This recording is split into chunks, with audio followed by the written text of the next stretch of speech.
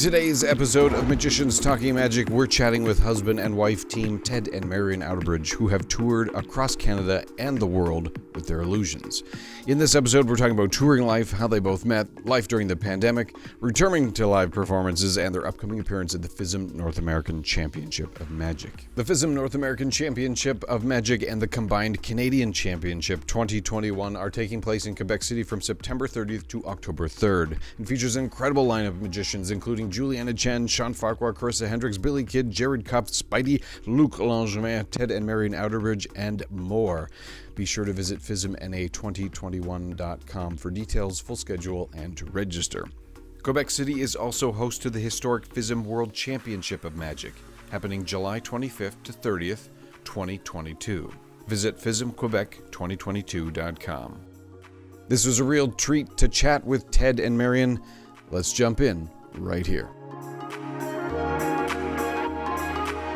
There, you have made your careers basically moving from theater to theater, performing a magic show, and that's a really remarkable thing. How did all of this begin? Let's go way back. Who was the first to get started in magic? So how did it start? I mean, I was 7. Magic Tom Auburn pulled an egg out of my ear while I was eating spaghetti, got into the magic business, birthday parties. I studied marketing, how to market a magic show. I always wanted to be the expensive perfume. You know, you can buy $5 perfume and $500 perfume. So I wanted to be the $500 perfume. And I did restaurants and schools and birthday parties. And when I met Marion 22 years ago, I was just starting to try to perform a full evening of magic, and theaters wouldn't book us. So we were playing in school gymnasiums, and we'd bring in our own sound and lighting and do the show in the gymnasium. We even had a popcorn machine. Yeah. Really? I could relate to that. Oh boy, could I relate to that? And sodas. We had the sodas that would explode because we would tour in the winter time in the trailer underneath all the road cases. So it was nice and sticky. Yeah. Oh boy, I'm feeling that pain. Yeah. So one day, we'd split the door with the school. They'd take half the money. They'd sell the tickets, and it was working well. And one day, a school in Fredericton was thinking of renting the local theater, and they got cold feet. And so the Playhouse. Marion and I rented the Playhouse. We self-presented. We four-walled it at the Playhouse, and we lost a bunch of money. But we told all the local theaters that we had just played the Playhouse. And so would they like to buy our show? So we started selling the show in New Brunswick. We did the Maritimes. We were Nova Scotia. Yeah. Prince Edward Island. They really booked us right away. We were either in Summerside or at the Confederation Center in Prince Edward Island. So we always we picked in Charlottetown. So it was always one or the other. East Coast gave us a start. So we were rocking the Maritimes, and then we finally got our first booking in Ontario at the River Run in Guelph. Rob Mackay. Yeah. Rob Mackay was the theater manager at the time, and we just loved him. Mm-hmm. And so, that's the first time I think we saw you in the lobby, and I think we said hi. That's right. Hi, Ryan. We waved. Yep, exactly. And yes, I went with fellow magicians, and we just loved the show. But I understand the scenario afterwards, as we all do. We're all swamped with people. Yeah, but that was, that's got to be like 10 plus years ago. I feel like more. Yeah. Sorry, I think it was 15 years ago. Yeah, I was pleased. Yeah. Well, but how did you two meet?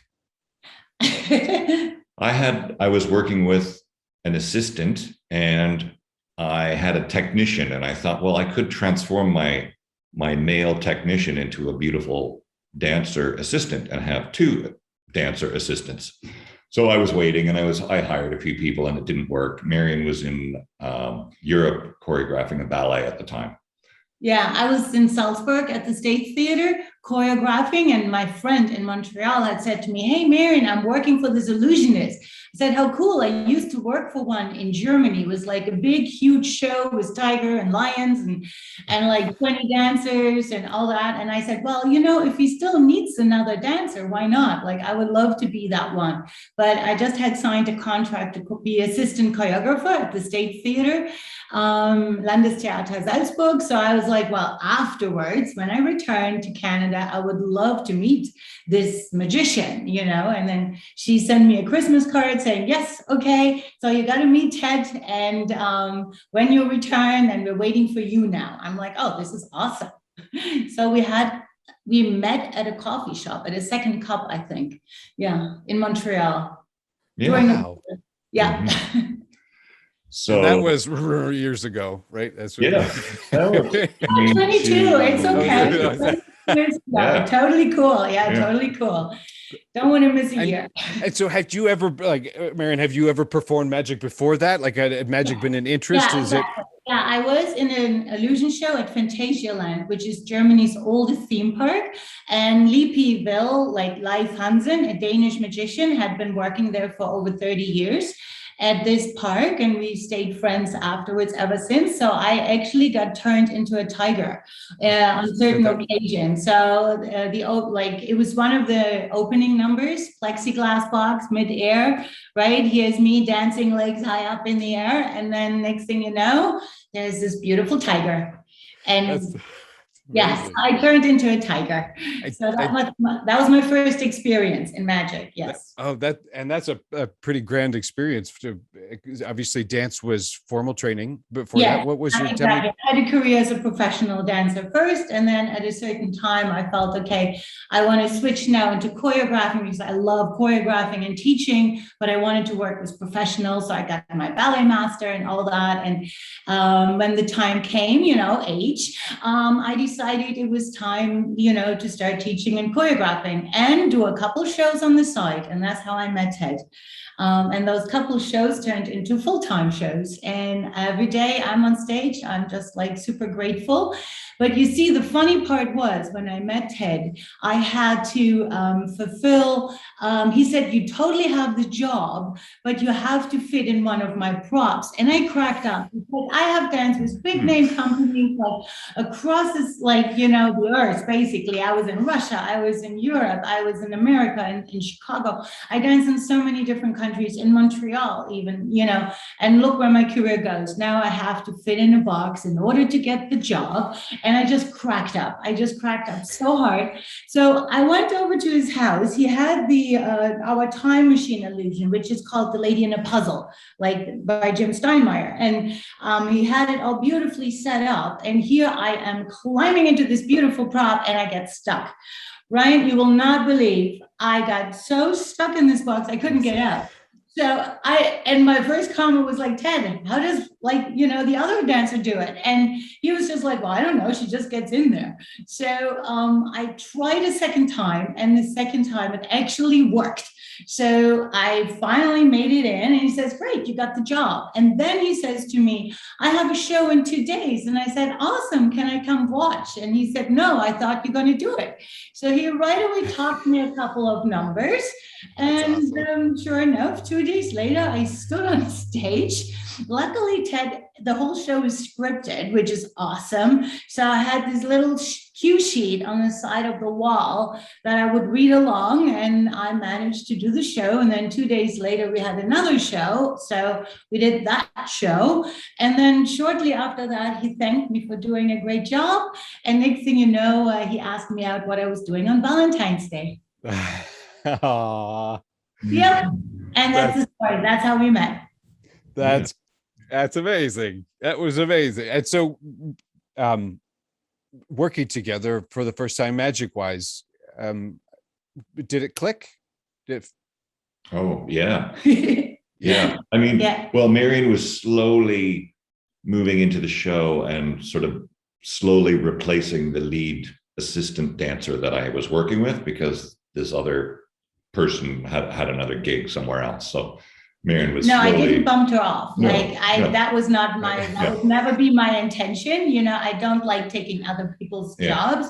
It was literally like she had a full-time job, which, for us as illusionists, it's hard to give you a year contract.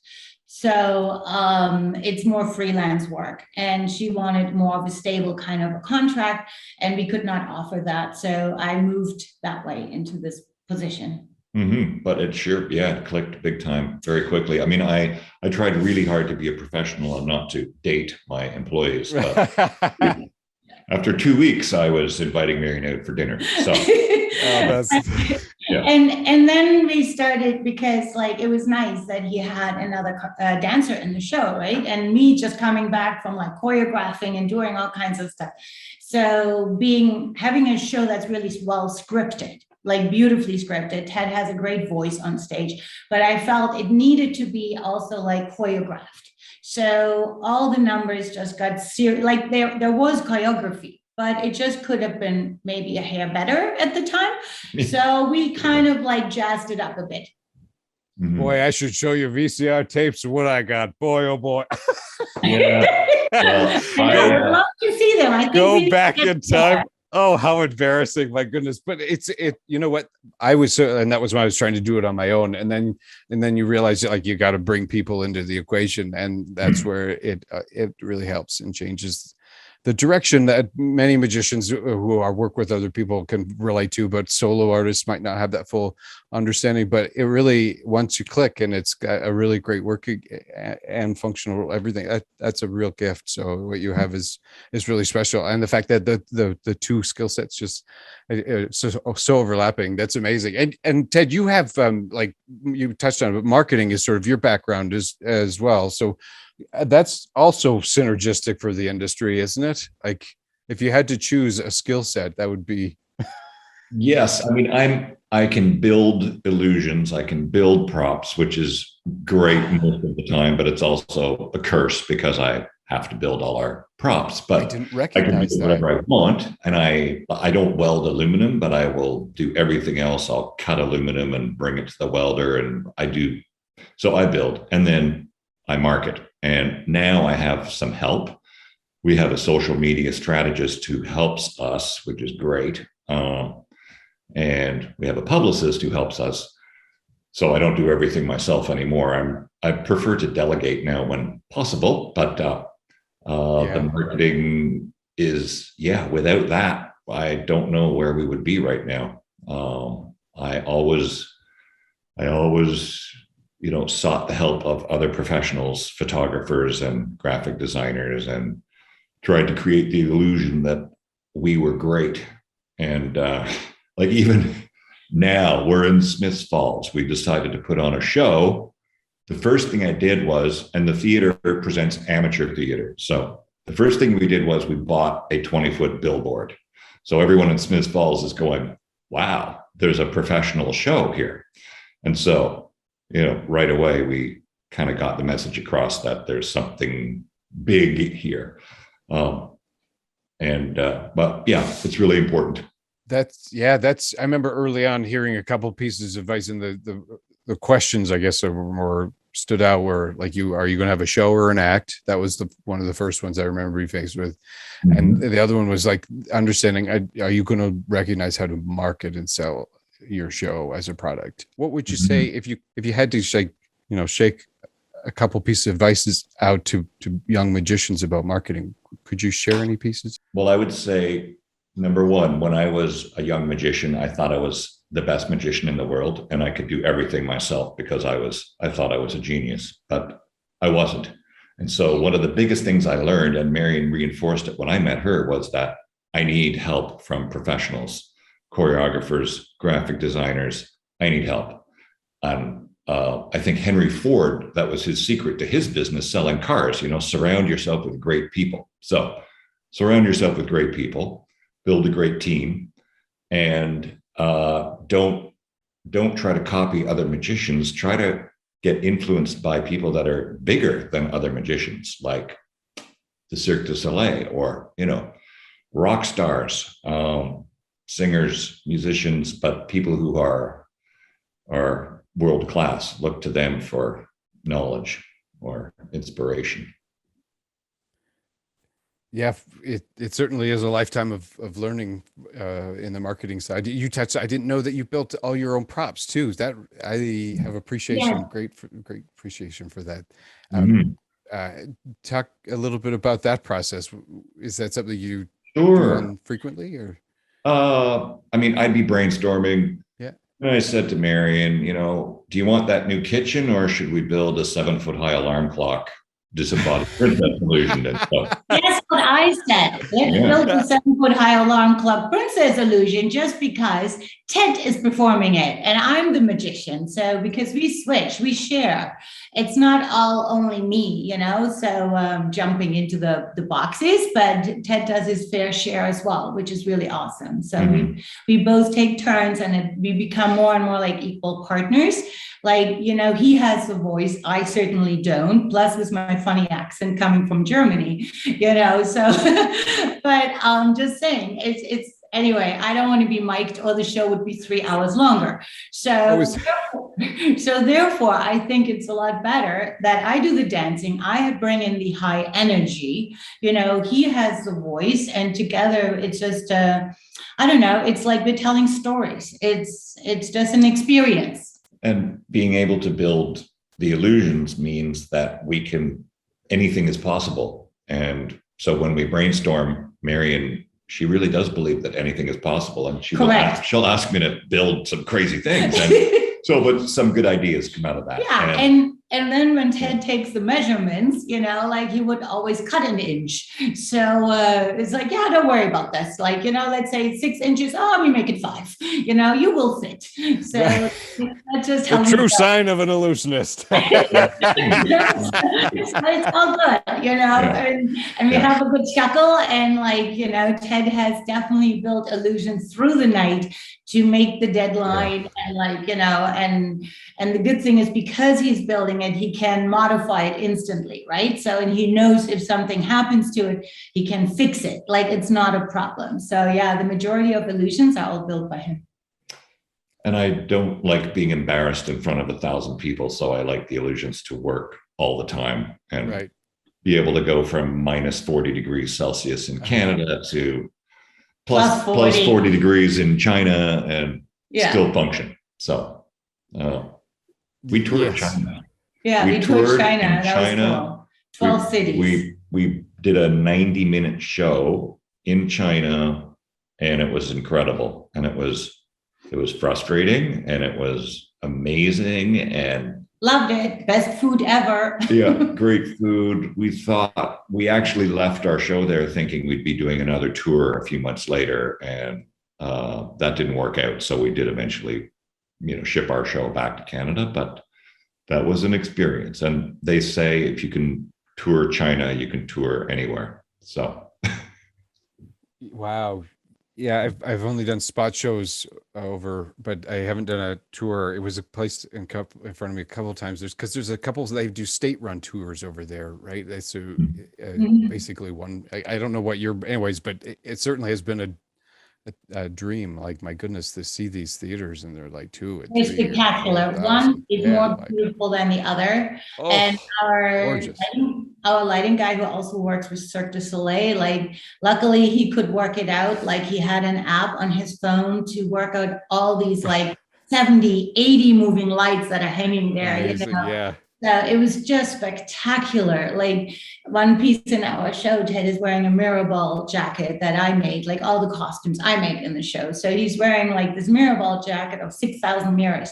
And when the moving lights all 60 of them hit his jacket, I mean, he could have turned for 5 minutes, It was just spectacular. The people they just loved it. They just seemed to love us very much in China. Mm-hmm. Yeah. That's amazing. And so tell us about some of the, where have some of the spots that you've performed?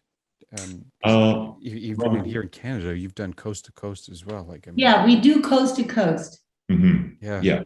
Canada, we drive across the country from Prince Edward Island to BC, and I'm the truck driver. Happy Valley Goose Bay. Most of the time, I'm the truck driver, so I'm an ice trucker driving up the Alaska Highway to White Horse. Up to White Horse.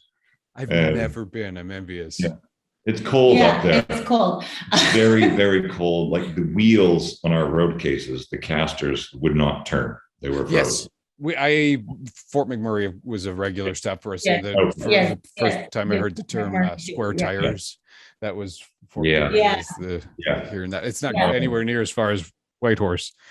Far north we're talking. It's so nice to be talking to someone who is as insane as we are. It's nice.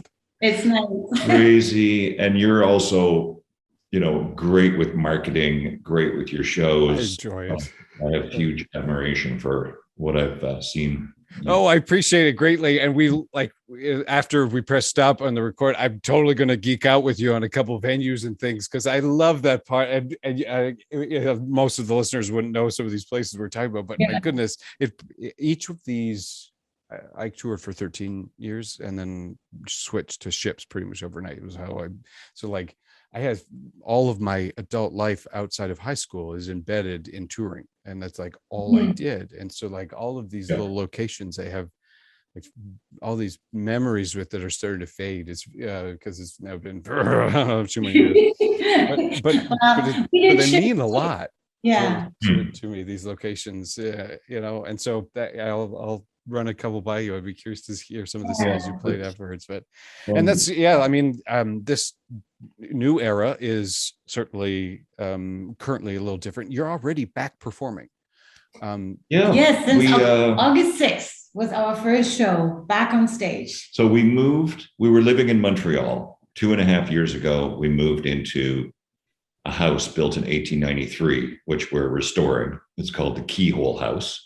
And we quickly discovered that in this little town of Smiths Falls, there was a 140-seat theater, which used to be a train station. And it's beautifully converted into a theater. They have seats from the National Arts Center, and it's really quite world-class. It's very surprising. So we discovered the theater. Of course, we had to put on some shows there.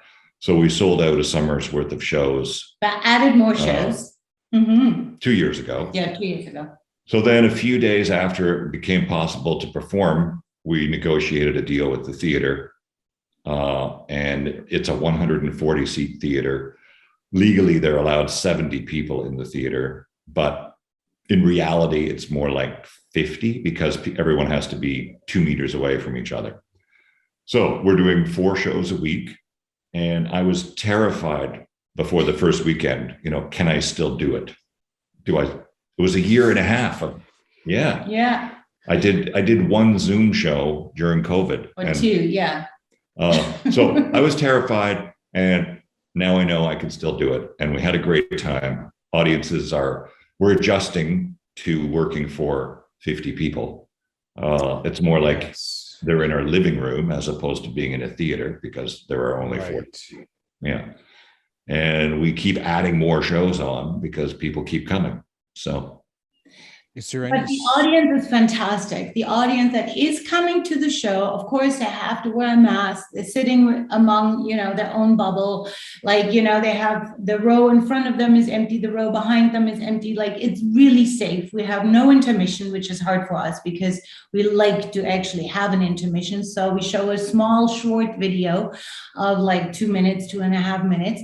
However, it's exciting to be back on stage. And this audience that is there, they're so appreciative. They applaud louder than a normal audience maybe would be. It doesn't even feel like that we only have 50 people or 55 people in the audience. It feels more like, we have a full house.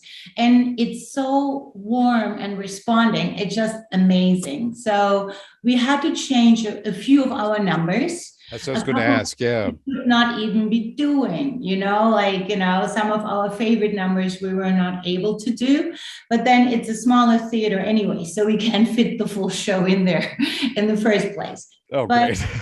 But it's still interactive. It's still an interactive show.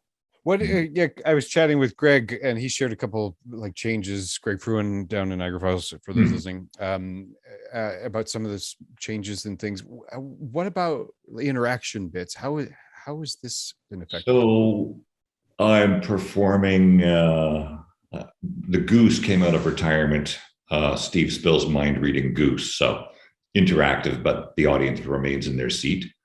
Or they come up on stage. The audience is wearing a mask. So when they come on stage to help me, I put on a mask and we're okay. And we have hand sanitizer at the edge of the stage. Hand sanitizer. Yeah. We have beak sanitizer for the Mind Reading Goose. Oh, that's yes, naturally. All sanitized. And we have one of our team members is a part of the local health unit. So they've actually, approved everything we're doing. So that's great. So it's okay for someone to touch a card as long as they use hand sanitizer afterwards. So it's just a bit of a drag wearing a mask when you're talking, and it's hot. And right. But I'm getting used to it now. Yeah, this is something I'll be dancing into as well soon. So I'm all ears. I'm a sponge listener. So when I'm performing and I say, how are you? What is your name? Pointing to someone in the audience, and they say, because they're wearing a mask. Asking people their name is a bit of a challenge. Hard to hear people. Yeah. Yes, that is a great point that I did not think about. Wow. It's stage rest is the term we're all familiar with. I think, and I definitely am worried about that. I know it'll come off and shut off quickly, but it's those things you don't think about are the things that cause the problem. Yeah, we're all in it together. We're all in it together. The performer is on stage for the first time. They're in the theater for the first time. So that sort of breaks the ice. It's sort of like there's a story about Doug Henning being very nervous and he fell off the stage into the orchestra pit. Right. And, when everyone's wearing a mask and we're all a little bit out of our comfort zone, we're drawn together. So. And do you think like the pandemic is going to have long-term impacts on performances at all? Like, do you think these things are going to be stuff we'll have to be cautious of 4 or 5 years from now versus 2? That's a great question. I'm really glad we're performing now, and it feels like, if we can do this, we can do anything. So how fast is it going to get better? I guess is the question. It's going to get better. How long is it going to take? But at least we're performing now and having fun.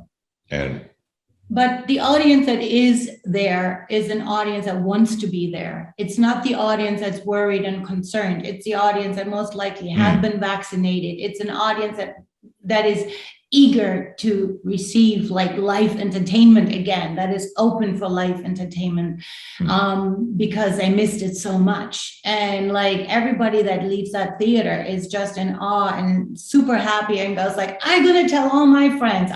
So that's why we can that's why we are extending our run. Like we officially would have had our last show yesterday or on Sunday.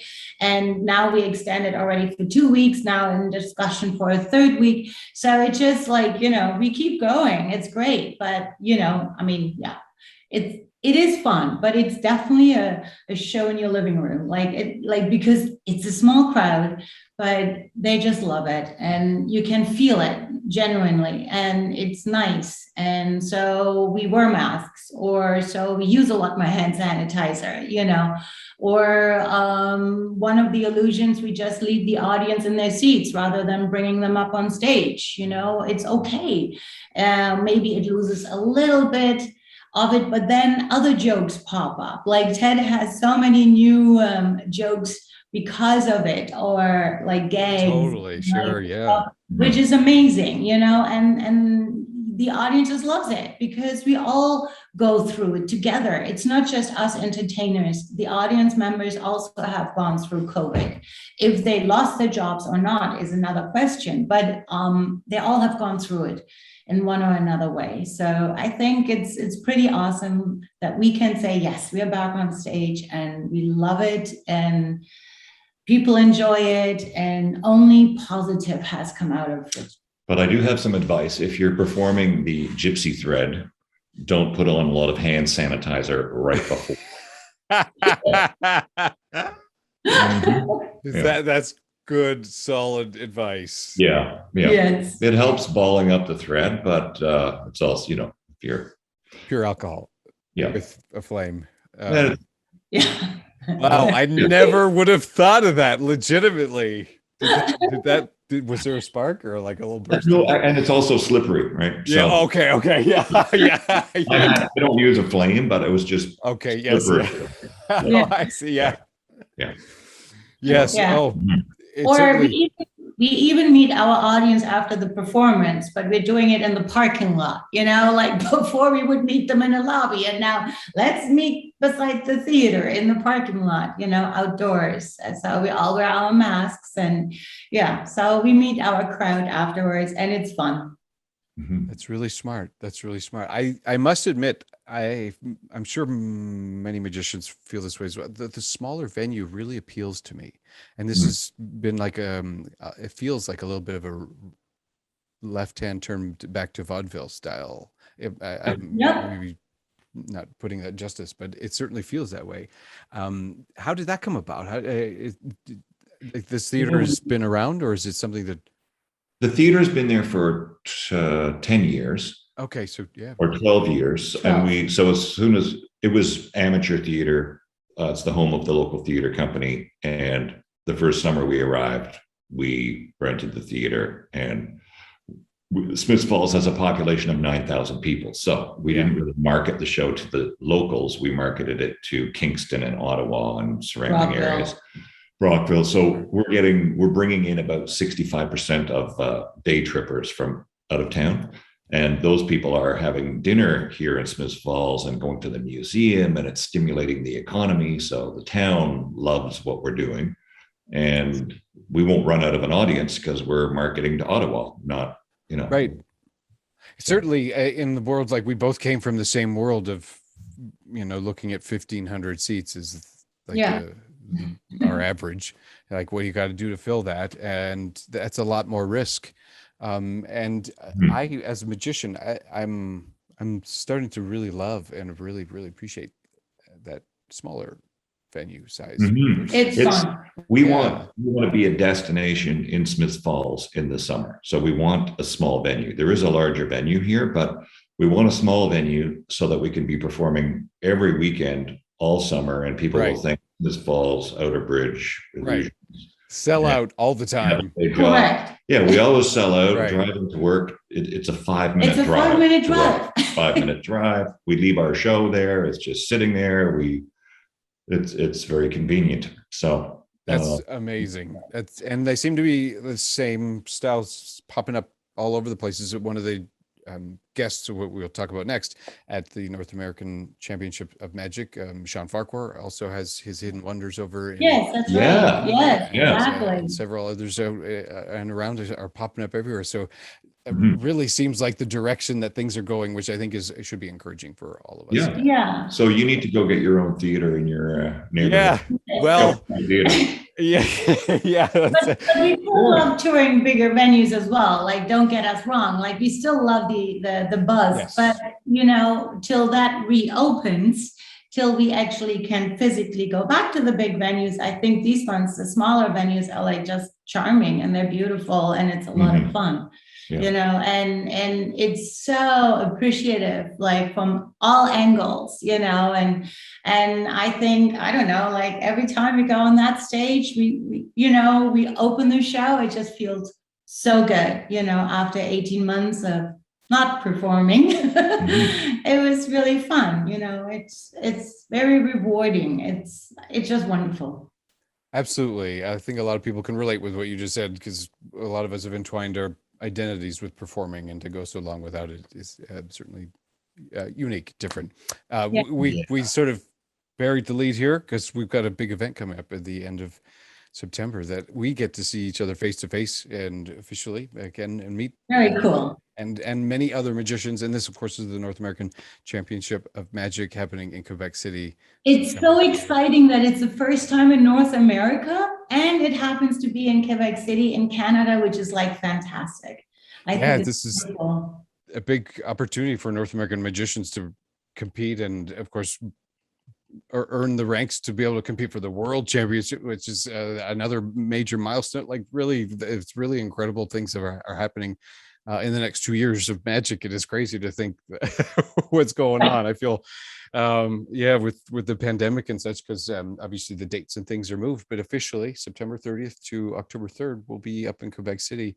And your familiar Sampin area up in, Montreal is where you frequently, but yes, we have done many corporate gigs and shows as well in Quebec City. Because he is bilingual, right? Like he can do everything like in French as well. So yeah, which is amazing.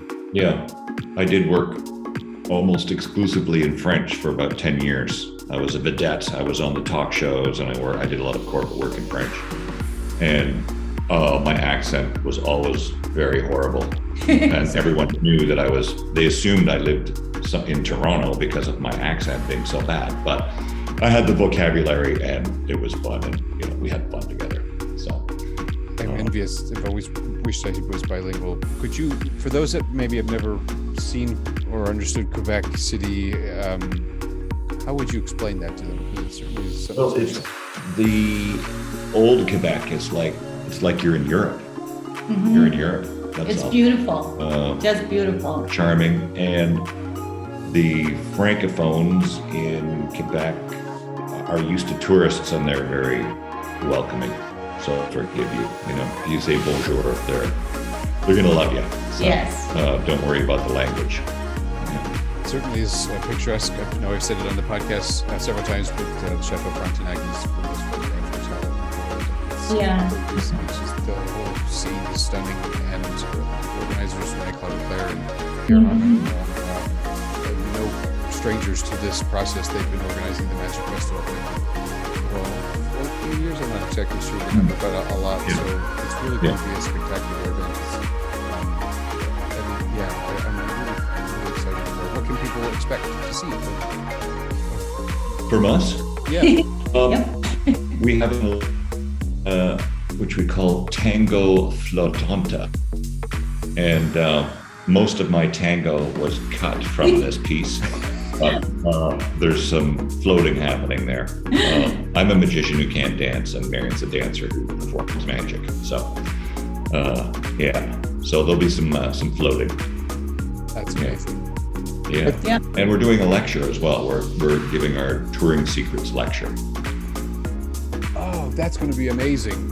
I look forward to hearing that, because I'm sure you've got some real good stories as well.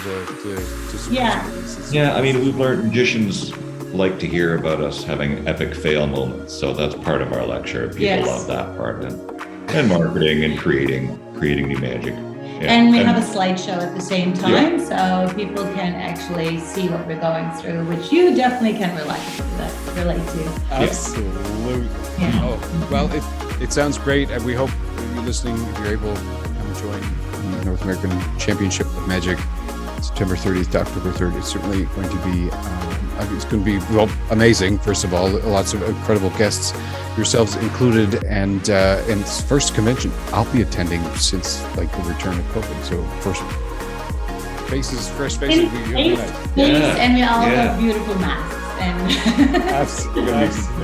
It will all be fine. It's all going to be fine, and I think everybody will be so excited just to be getting together again. I think it will be a great success, and I don't know. I just feel super excited about it.